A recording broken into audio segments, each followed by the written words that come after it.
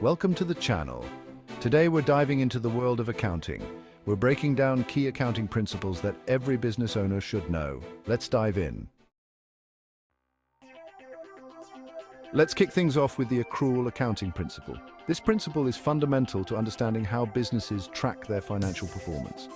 This principle is about recognizing revenue when it's earned and expenses when they're incurred, regardless of cash flow. It ensures that financial statements reflect the true economic activities of a business. Imagine you're running a software giant like Infosys. You might have multiple projects running simultaneously with various clients and payment schedules. Even if a client doesn't pay right away, you'd still recognize that revenue when the service is delivered. This helps in understanding the actual performance and financial health of the company.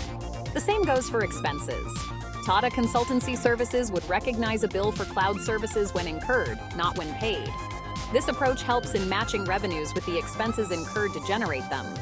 This contrasts with cash basis accounting, which only recognizes transactions when cash changes hands. While simpler, cash basis accounting can sometimes provide a misleading picture of a company's financial health.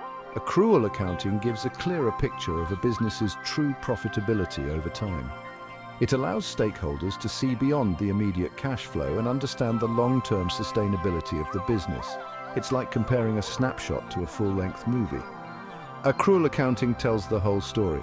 By capturing all financial activities, it provides a comprehensive view of the company's operations. Let's move on. Now let's talk about the conservatism principle, which is all about being cautious when recording financial transactions. This principle is crucial for recognizing profits and assets conservatively. Think of Reliance Industries. They wouldn't record the value of their oil inventory at the highest possible price, but use a conservative valuation. This ensures financial statements are reliable and not overly optimistic.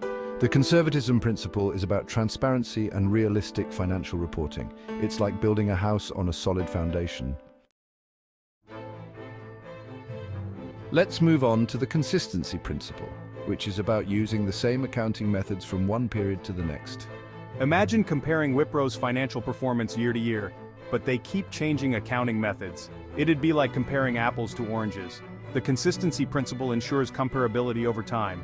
If a company needs to change methods, they must disclose and explain the changes. Transparency is key. The consistency principle ensures clear and understandable financial reporting.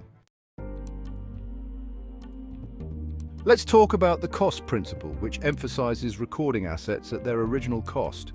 This principle avoids the subjectivity of fluctuating market values. Take HDFC Bank. If they buy a building for 100 crores, they record it at that cost, even if its market value doubled. This ensures financial statements are based on verifiable evidence. The cost principle keeps financial reporting transparent and trustworthy. It's like having a solid paper trail for every entry. Let's continue. Let's dive into the economic entity principle, a fundamental concept in accounting that separates business transactions from personal transactions. This principle is essential for maintaining clear and accurate financial records. Think of a business as its own person in the world of accounting. It has its own identity, separate from its owners or shareholders. For instance, when Mahindra & Mahindra's CEO decides to buy a luxury car, that purchase is considered a personal expense. It doesn't affect the company's financial statements because it's not a business transaction. This principle ensures that the financial reporting reflects only the business's activities, providing a true picture of its financial health. By keeping personal and business finances separate, it prevents conflicts of interest and allows for accurate tracking of the company's profitability and performance. It's like having two separate wallets, one for personal expenses and one for business expenses. Mixing them up can lead to confusion and inaccurate financial records. This clear separation is crucial for accountability and transparency in financial reporting. It ensures that the business is held responsible for its financial actions and not the individuals running it. This way, stakeholders can trust the financial statements and make informed decisions. Let's move on. Let's talk about the full disclosure principle, which ensures transparency in financial reporting. Companies must disclose all material information that could influence investors. Think of it like buying a new phone. You want to know all the details. ICICI Bank, for example, discloses information about loans, investments, and legal proceedings. This helps investors understand risks and make informed decisions. The full disclosure principle maintains trust in financial markets. Let's continue. Let's talk about the going concern principle, which assumes a business will continue operating in the foreseeable future. This impacts how a company values its assets and liabilities. Take Bharti Airtel. Their network infrastructure is a long-term asset expected to generate benefits for years. If they weren't a going concern, the value of their assets would plummet. The going concern principle focuses on long-term prospects. It's like looking at a company through a telescope. Let's talk about the matching principle, a fundamental concept in accounting that ensures expenses are recognized in the same period as the revenues they generate. This principle is crucial for accurate financial reporting and helps businesses understand their true profitability. Corporate accountant. Think of it like throwing a party. You record expenses in the same period as the event, just as you wouldn't record the cost of the party decorations months after the party. Businesses must align their expenses with the revenues they help generate. For Maruti Suzuki, when they sell a car, they recognize the revenue and all associated costs in the same period. This means that the cost of manufacturing the car, the labor involved, and the marketing expenses are all recorded at the same time as the sale. This includes raw materials, labor, and marketing. By doing so, Maruti Suzuki ensures that their financial statements reflect the true cost and revenue of each car sold, providing a clear and accurate picture of their financial performance. Corporate accountant. This gives a clear picture of profit from each transaction. It allows the company to see exactly how much profit they are making from each car sold, which is essential for making informed business decisions. The matching principle ensures accurate profitability measurement. By adhering to this principle, Maruti Suzuki can maintain transparency and reliability in their financial reporting. Let's move on to the next important concept in accounting. Let's talk about the materiality principle, which focuses on disclosing only important information. This avoids cluttering financial statements with insignificant details.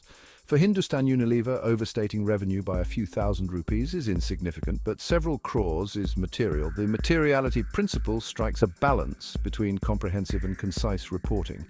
It's like trimming the fat and focusing on the meat of the matter. This principle ensures financial statements are useful for investors. Let's continue.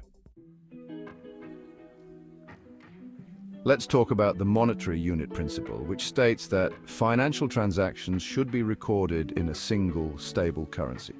In India, that currency is the Indian rupee. State Bank of India records transactions in rupees, ensuring consistency. This principle makes financial statements comparable over time. It's like using the same ruler to measure everything. Let's delve into the reliability principle, which ensures financial information is accurate and verifiable. Companies need robust controls to ensure data accuracy. Larsen & Toubro, for example, tracks every rupee meticulously. They have systems to prevent errors and detect fraud. The reliability principle maintains the integrity of financial reporting. It's like building a house on a solid foundation. Let's move on. Let's talk about the revenue recognition principle, which determines when revenue can be recorded. For Flipkart, revenue is recognized when the product is delivered and accepted by the customer. This ensures revenue isn't inflated prematurely. It's like waiting for the fruit to ripen before picking it. The revenue recognition principle ensures accurate financial reporting. Let's continue. Finally, let's wrap up with the time period principle, which divides a company's life into specific reporting periods. Infosys, for example, uses fiscal years from April to March. This allows for performance tracking and meaningful comparisons. The time period principle provides regular snapshots of financial health. It's like taking snapshots at regular intervals. Let's wrap up. That's it for today's video on basic accounting principles. These principles are the building blocks of sound financial reporting. If you enjoyed this video, give it a thumbs up, share it, and subscribe for more content. See you in the next one.